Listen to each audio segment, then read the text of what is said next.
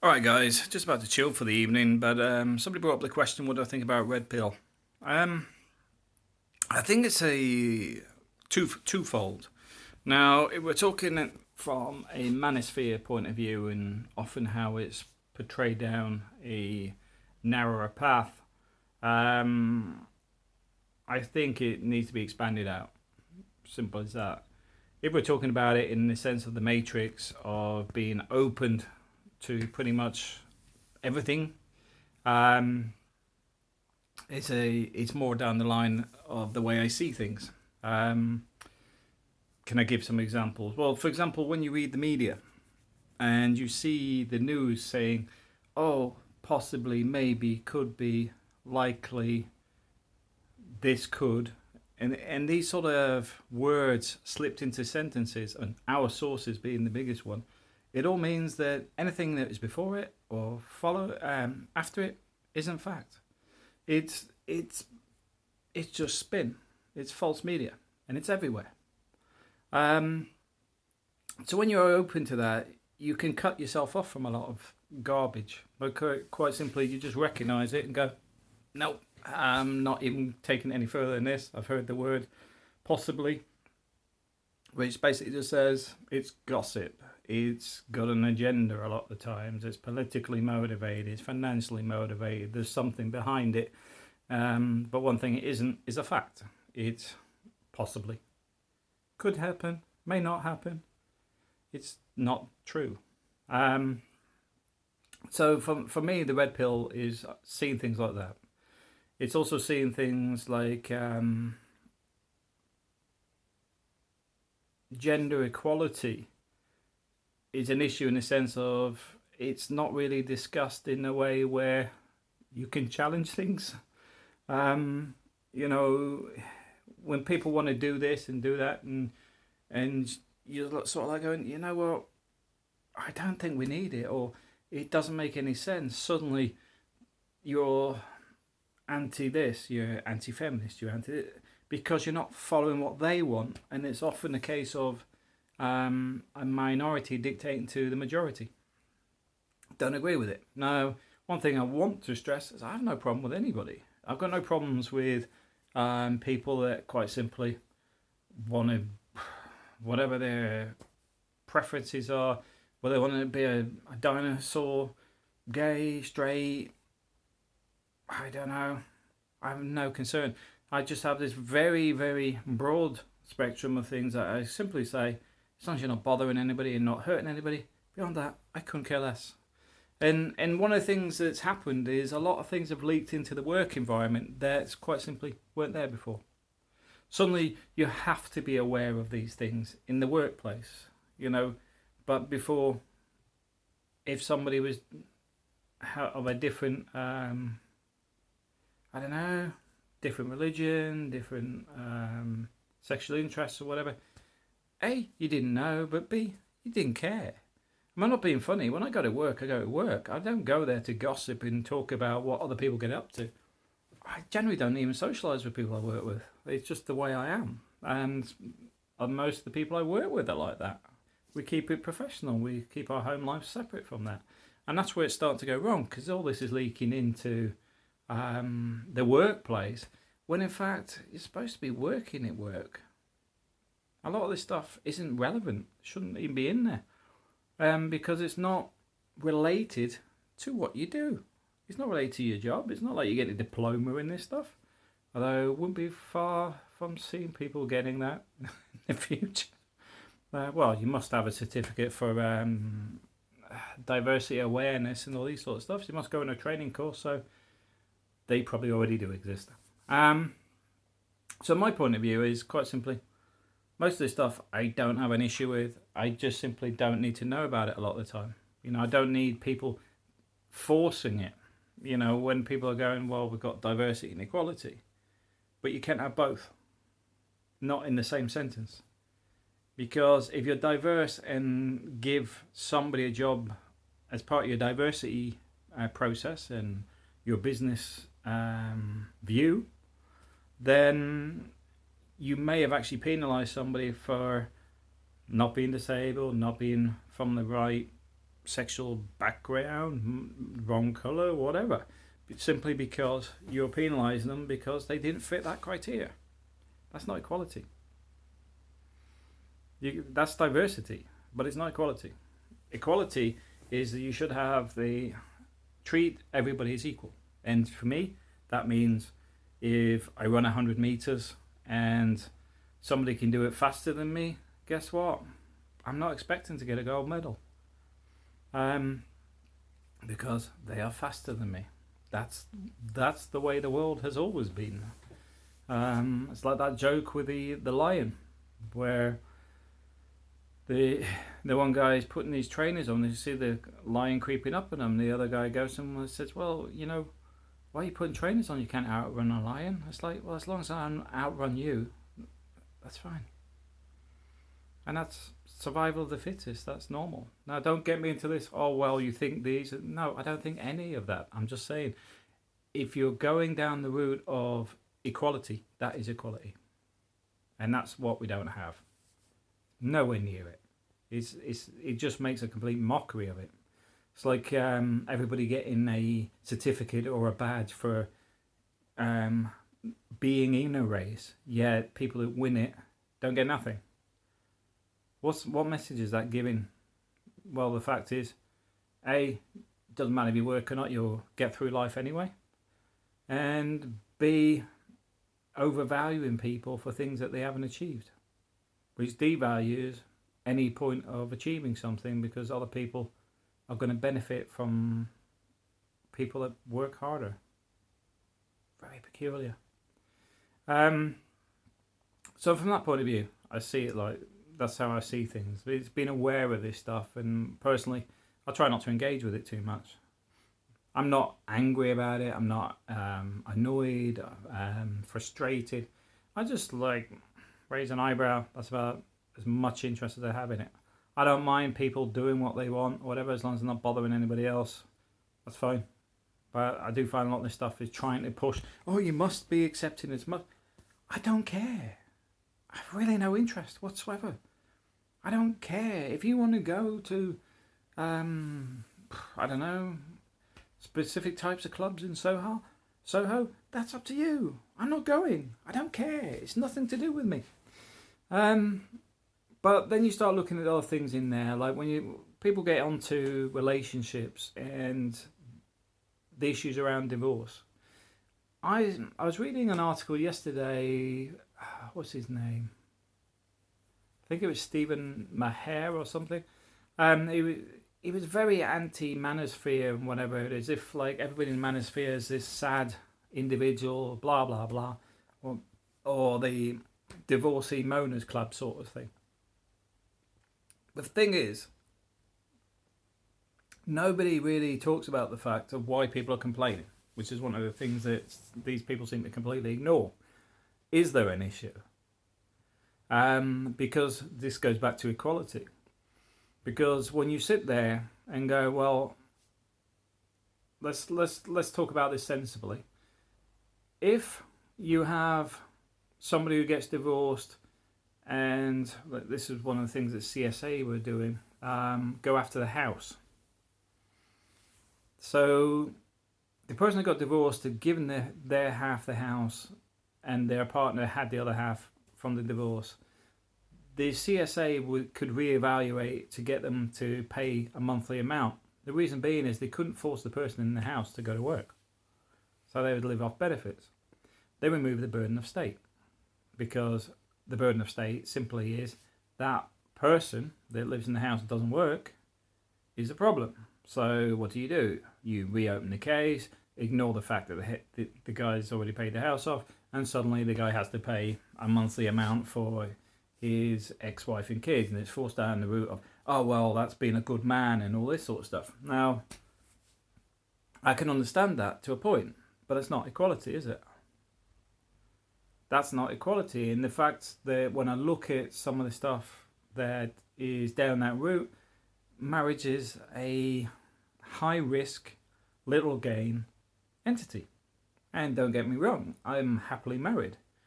But I can understand that the risks are fairly high stakes.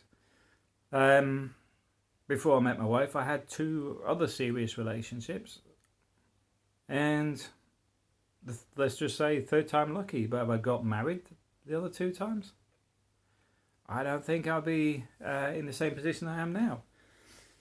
And this is the thing. What's wrong with discussing this? What's wrong with saying that there's a problem, that the system is geared towards an old system, which was basically the man used to be the breadwinner, and when he divorced, he would be expected to take care of their wife and kids.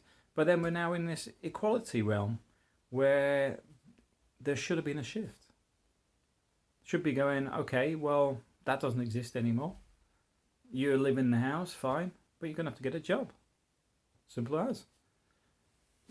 I don't know why it's so complicated. So I can understand some of this, and this is why, for me, marriage, I was never going to get married myself. It's just I met the right woman. Simple as that. And I know some of you guys will go, oh, there's no such thing as the right woman, blah, blah, blah. I've been married 12 years and happily married. And it doesn't fit everybody, and not everybody is ideal for marriage. One of the things that doesn't really I know a lot of people talk about relationships and stuff, but some of this stuff is around personal development. It's about personal improvement and things like that. And that's one of the things this, I think it was Stephen March was bringing up about, like, a lot of it's about weight loss and fitness and this sort of stuff. It's about being goal orientated. That's what it's really about. It's about valuing yourself. It's about realizing that you don't have to be in a relationship. It's about understanding that if the right person comes along, that's fine. It happens. If they don't, they don't. But that shouldn't be your goal in life, because that's the bit we got, gets back to red pill from school. When you're programmed at school, and it is programming, you're programmed to be at school at a certain time, go through this certain process throughout the day, and follow a certain path. Be a good citizen, be a good employee, be a good this. It's all about process. You get married, you settle down, you have children, you get a mortgage, you get a house, you get a car, you get a more expensive car, you get in debt, and you lock yourself in debt. That's part of recognizing in society that's the hamster wheel they want to lock you into. When I say they, financial institutes, government, because quite simply, it makes you a good citizen. Somebody who has a mortgage, children, and a wife to support is less likely to be politically active. From a banking point of view, your paycheck, they'll be picking up most of it from you. So that is all part of red pill for me. Now, do I have a problem with it? No, I don't have a problem with those parts, but some of the bits that are focused in a specific way or derogatory, I just can't be bothered to buy into it. Because one of the things that I liked about the whole MGTOW stuff is the ability to follow a very simple way of living that is outlined and full of choices. Because many go their own ways. Obviously, the basis is you go your own way. It's not about getting into arguments with feminists. It's not about getting into disputes around relationships. It's not about how many women you can be with or anything like that, as far as I can read it. It's about going your own way and doing your own thing. End of. So from that as an ideology, I have no problem with it. In fact, I think some of that stuff is very important today, and I find some of the stuff that kicks back on it, as if, you know, these guys are sad, they're this, they're that. It shows there is a problem with those people. Not the MGTOW, the people are so aggressive against people doing their own thing and minding their own business. You know, I can't see a problem with somebody that quite simply says, I don't want to get in a relationship, being down that route, not interested anymore, going to set myself up for retirement, go and travel, do this. They're not bothering anybody. But you'll get people go, you're a sad dish, or blah, blah, blah, wanting to argue with them. Yeah, why? Why? What? Because they won't follow the society's path that's been cut to make other people's lives easier? Is that so bad? I thought we had equality, which also includes the ability to think for yourself and be an individual and carve your own path in life. Because I'll be honest with you, my move to Spain, if I'd done that in my 20s, I'd be in a far more wealthier position today, very likely. I say very likely because obviously it's one of those things. You could say, oh, well, have I done this earlier? But the things change. But the point being is, if I had done it and it had gone the way that I do things now, I'd be in a much better place. But do I see things as negative? The answer is no. See, the point with life is it's experience. And that's part of Red Pill, is that you're gaining knowledge and experience. You open your mind to things. You understand things. You see things. You can see through things in the way that things are set up to force certain events to happen, etc. And once you can start seeing it, you realise a lot of it you don't even have to engage with. A lot of it, I mean, like, it's like the Brexit stuff. I hear people arguing and being quite nasty sometimes. I'm like, get over it. Whatever happens, it'll happen. But is it really that important to get so annoyed over it, so aggravated on something that you don't fully control? For me, no. No, it's when you see the bigger picture and a lot of stuff, you can chill out a lot more. And that's one of the important bits in life, you know, because I bring up from time to time about the pursuit of happiness, being content, etc. Well, part of that is being at peace with things. And it is achievable when you start seeing things. Now, I know the Red Pill will often push, especially from the Matrix perspective, that there's this conflict where you're constantly fighting against it because you're so aware and whatever. Reality is, though, that doesn't need to be true either. Because if you're content and understand everything, you can step back from it. If you know that a lot of things in politics are the way they are because they're controlled, manipulated, etc., and you're not in a position to change it and manipulate it, etc., do you really need to get too involved with it? No.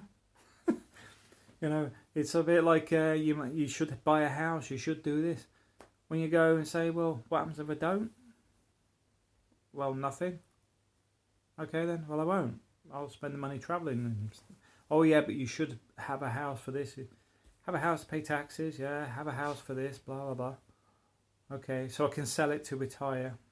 Or I could just travel when I'm younger, do more, see more, and experience more. So when I do get to the point of retiring, I may actually be looking to settle down at that point instead of back to front. Because everything's geared that way. The state pension system in the UK, which can't really fund itself, is geared that it needs my money. It needs everybody's working money to pay for those that are already retired. Reality. You see through that stuff? You're like, maybe I won't have a pension from the state by the time I retire. So what? Do something about it now if you're worried about it. But live in the present.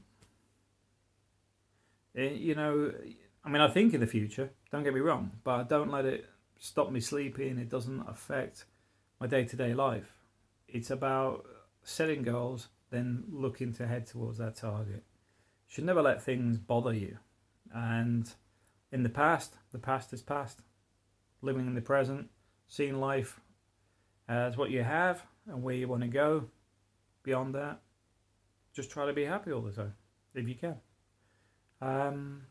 But yeah, my view on the Red Pill is being open and understanding everything around you is good.